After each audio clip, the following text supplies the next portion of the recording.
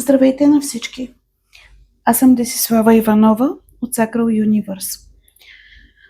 Днес ще използвам 3 колоди карти, защото искам да разгледам една ситуация, в която имат трима.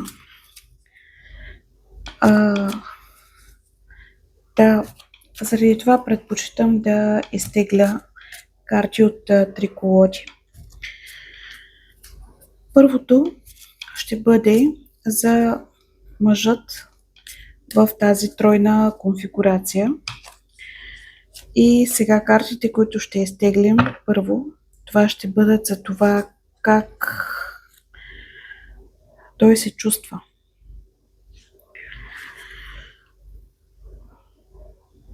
Как се чувства? Той се чувства много емоционално.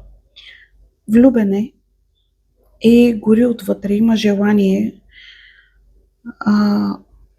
да предвижи някаква ситуация в правилната посока. Това е един човек с огнени чувства към момента, но и с много нежни чувства. Човек, който е изключително влюбен в една от жените. Сега ще продължим малко по-нататък и ще видим как ще се разгърнат картите. И така, какво се опитва той да направи? Опитва се да балансира. Опитва се да е точен в всяко едно отношение. Може би се опитва да не нарани никой в създалата се ситуация, но това го изморява. И за момента някак си е поставил нещата и цялата ситуация като в пауза.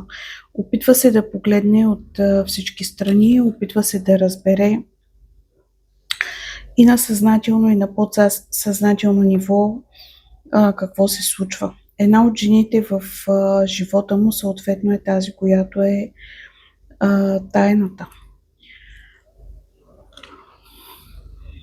Той иска да напусне някаква ситуация. Коя ситуация точно иска да напусне?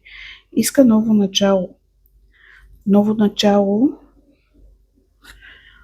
което го кара да воюва и вътре в себе си, и може би и с хората около себе си.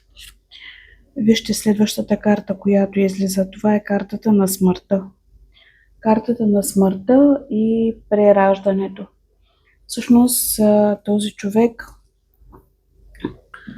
се опитва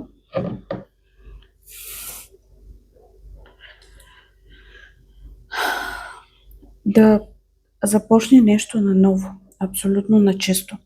Сега, нека да видим, тук ще бъде в тази страна жената, която в момента е неговата по-отдавнашна партньорка, а от тази страна ще сложим карти за тази жена, която е втората в живота му, но за да се появи, тя е явно по-близка до сърцето. И така, продължаваме тук с въпросите. Какво иска от живота? Иска развръзка. Иска това, на което е поставил начало, да се развие. Но според него това се случва някак бавно. Трябва да има търпение. Ситуацията в живота му е изпълнена с любов, но съответно и с баланс. Трябва непрекъснато да балансира и да опитва да съхранява себе си, ситуацията, може би да се опитва и да не наранява никой, но това на него му коства безсънни нощи. Коства му някой път депресии, тъга, мъка за това, че той не може лесно и бързо да вземе решенията в живота си. Чувства се объркан често пъти. безсънни нощи има. И какво предстои? Предстои разрешаване на ситуацията. Какво казва Вселената? Вселената казва, че той ще израсне, ще стигне до правилното решение и до правилната развръзка. Той учи уроци, ние всички учим уроци, но тук Вселената казва, че всичко ще бъде създадено по правилния ред и ще бъде нагласено така, че да има и баланс, да има точност, да има справедливост, но да има и издигане в ситуацията. В смисъл, тук не се дава ситуация, в която всичко да бъде разбито и разрушено. Напротив, тук се дава ситуация на ново начало, на нещо старо, което се заминава, на някакви драми, травми, които трябва да приключат, караници, които имало в живота му, да спрат, за да може да се получи новото начало в живота на този човек. Сега, нека да видим каква е ситуацията в чувствата и усещанията към и от партньорката му, да кажем, примерно неговата съпруга, тази, която вече е съществувала в живота му малко по-отдавна. Тази жена усеща себе си като императрица, като главната жена в живота на този мъж, като негова съпруга и като човек, който просто има семейство, има емоционална цялост и се чувства стабилна в тези отношения. Продължаваме. Има обаче нещо, което тя постоянно иска да говори и да споделя с него. Тя усеща някаква промяна между тях двамата в тяхните отношения. Тук ще има бърза развръзка и докато казвам това, следващата карта, която излиза, това е колелото на съдбата. Нещо наистина много бързо ще се случи по посока на семейните взаимоотношения. Тук излезе картата и десятка пентакли, както тук излезе десятка чаши. Всъщност тази пълнота в тяхния семейен живот много интересно. Нали? Има пълнота, тя чувства, че е съпруга, че е важната, главната жена в тези отношения, че има стабилността, любовта, но колелото на съдбата се е завъртяло в някаква посока. И тук при нас излиза и кралят чаши. Кралят чаши всъщност може би е съпругът, всъщност е точно този човек, който, ето и тройната конфигурация, който е вкарал ситуацията да бъде така, въпреки че жената, съпругата основната, се е чувствала стабилна в отношенията. Всъщност това не са били по този начин нещата, както ги е чувствал мъжа, така ги е чувствала и жената. Или жената, както се е чувствала стабилна в семейните отношения, на мъжът нещо му е липсвало в тези взаимоотношения, за да може да се появи и третият човек. Нека да продължим сега. Всъщност този господин тук излиза като емоционален и чувствителен, както всъщност излезе и тук в самото начало на идентификацията му. Тук той излезе като кралят на чашите. Това до голяма степен може да означава също, че той е и човек от водните зодии, или има асцендент, или луна, да кажем, в някои от водните зодии. Тук излезе и кралицата на чашите. Тук се обособи обаче едно много интересно хем партньорство, любов, взаимоотношение. Двамата са били дълго време заедно, но се е получил този разрив в семейните взаимоотношения. Въпреки че всичко изглежда толкова стабилно, наистина, за да има поява на трети човек, ето тук както излязаха любовниците, най-вероятно е имало някакъв проблем. И тази двойка, колкото и да изглежда уравновесена и в партньорските отношения да изглежда добре, всъщност при тях се е получил един невероятен разрив, едно много силно нараняване, една обида, и с тях е останало всъщност отношенията само на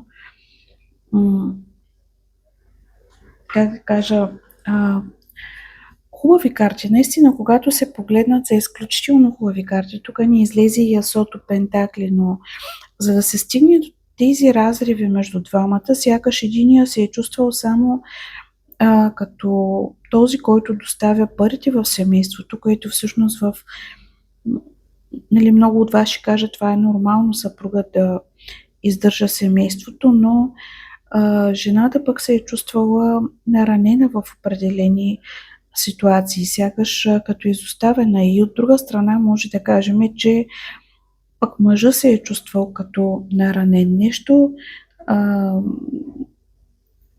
не е било изцяло добре. И според мен тук, както ни излезе осмицата жезли, може би много често се е стигало до моменти, в които двамата са имали аргументи. Двамата много често за нещо са се карали и всъщност са били категорично на различни мнения. Заради това най-вероятно се появява в един момент и трети човек и състояние, в което трябва да се балансира. Ето, почнаха да се появяват много двойки, много тройки. Всъщност в един момент мъжът от кралят на чашите, който е бил чувствителен и влюбен и свързан в тези отношения, се е превърнал поради някаква причина в тази двойка, както излизаха хубавите карти на любов, на цялост, в човека, който непрекъснато се опитва да балансира, нещо да прави, нещо да заглажда като отношения, и се е превърнал в кралят на мечовете, на този, който е по-студения, който трябва да взима решенията, на този, който е краля на пентаклите, стабилният партньор, този, който трябва да осигурява финансите. И всъщност така или иначе се появява и желанието за някакво ново начало. Новото начало го виждаме и тук при мъжът. Нека да видим сега какво се получава при втората жена във връзката. Тя се е появила. Появила се е поради някаква причина. Защо? След като тук всичко изглежда добре, защо мъжът се е чувствал в състояние, в което той е искал да напусне определена ситуация? Защо се е чувствал постоянно като балансьор? Ето тук ни излезе двойката пентакли, тук също ни излезе двойката пентакли. Защо той се е чувствал като постоянно под обстрел? Може би тези всичките думи, които излязаха тук, разговорите, в определени моменти него са го наранявали. Ето тук ни излезе също асото пентакли, тук също той се е чувствал непрекъснато в състояние на мисли, на обмислене как може би да осигури по-добре това семейство. И това в един момент му е дотежало, накарало го е да се чувства някакси изтощен, изморен, не знам. Не би трябвало по принцип да е така. Това са излизат като едни добри семейни взаимоотношения. Всъщност нещо е разбило тази ситуация. Ето какво излиза като идентификация за втората жена в тези взаимоотношения. Тя се явява като човек, който се чувства изключително стабилен, но често пъти и наранен и объркан от тази цялата ситуация. Сякаш какво прави тук, какво се случва, как и защо нещата продължават по този начин. Задава си въпроси. Тя също чувства себе си като императрица, като главна жена. Интересно, тук за този човек има две жени, които стават като главни жени в живота му. И за него тази жена, която е новата в живота му, всъщност тя е и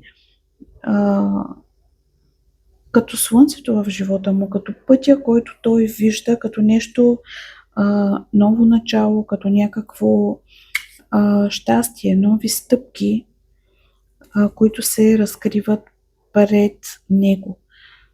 Той вижда в нея тази кралица Пентакли, която всъщност излезе тук. И ето отново новото начало. Виждате ли картите как? Затова исках да използвам 3 колоди, за да може много добре да се види как енергията е абсолютно една и съща. Тук излезе ново начало, ново начало, ново начало, светът, зануляването. Императрица, императрица. Баланс. Тук излезе също мисля, че 4 жезли, което означава една стабилност в отношенията. Тук също. Много интересно. Продължаваме. Тук се очаква абсолютно ново разчистване, абсолютно ново начало. Това, което тук виждаме като картата на смъртта, по-скоро виждаме отразено тук. Новото нещо, което ще се случи, това, ето и картата на смъртта, да, тя се появи. Всъщност, новото нещо, което ще се случи, прераждането и абсолютно новото начало, това е между тези двама партньори. Ще бъде ли прекъсната тази връзка? Това е притеснението. Излиза и дявола, излиза и колелото на съдбата. Тук също ни излезе колелото на съдбата и тук също. Нещо се завихря в цялата вселена. Тази жена не може повече да издържи в тази ситуация, в тази позиция и е поставила едни крайни граници, за които просто трябва да се вземе едно решение. Да, ето и картата на новото решение и този господин, който излезе и тук, който всъщност трябва да вземе решението. Бавно и полека той започва да изгражда своето мнение и всъщност да се опита да вземе решение. В момента малко или много тази жена се чувства като тази втората се чувства като подлъгана и като цялата тази ситуация, която е забавена, е поставена на стоп и я кара да се чувства изтощена. Но тук се появява и една карта на ангелската защита и подкрепа. Не си спомням дали и тук не излезе същата при тази жена. Не. Където и казва, че тя трябва да бъде спокойна и търпелива и да изчака, за да може да получи и ще получи мечтата, която е за съвместно сътрудничество, всъщност за любов и за семейни отношения между тях двамата. Но той, мъжът, в момента е влязъл в състояние на взимане на крайни решения, коя от двете жени и по какъв начин да остави в живота си. Ето, виждате ли, тук излезе решението и тук. Добре, питаме тук последно, след малко ще се върнем и на тези карти.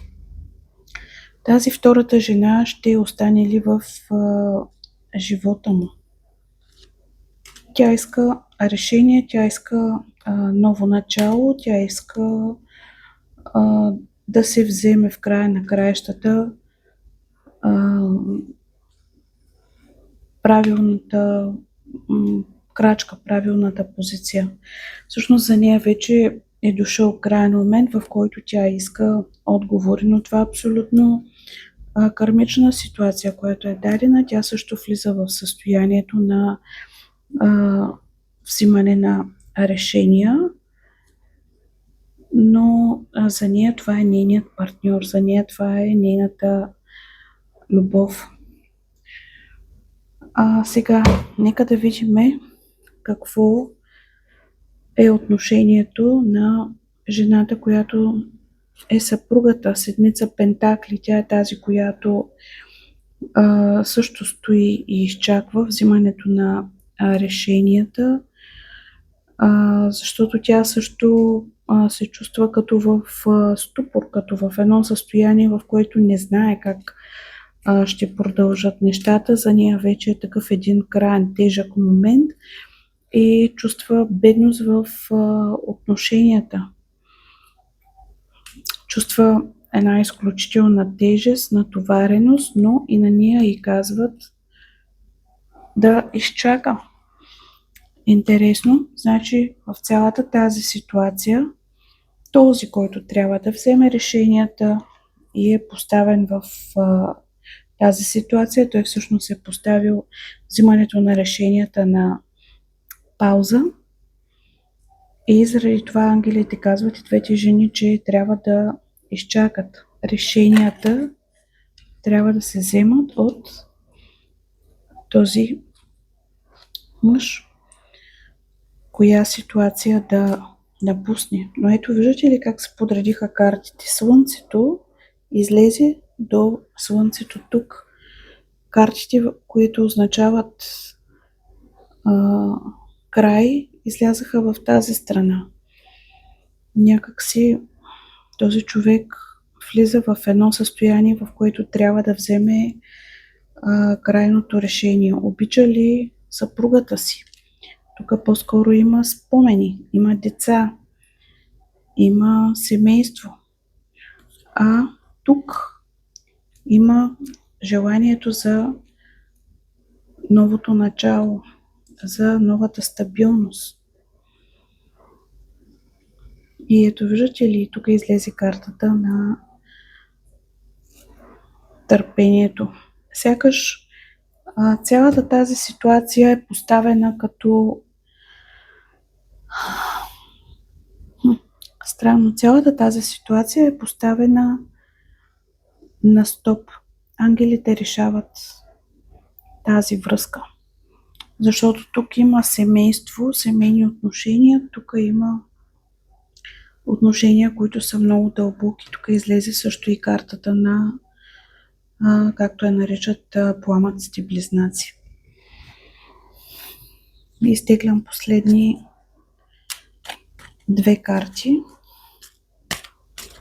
Едната за връзката с съпругата, другата за връзката с втората жена. Тук той винаги се опитва по някакъв начин детински да стабилизира отношенията. Тук може би и заради децата, защото това такава е картата, енергията на тази карта. А тук опитва да задържи човека до себе си, да задържи момента и ситуацията. Добре, може в един следващ етап след седмици или месеци да опитаме отново да разгледаме тази ситуация и развръзка.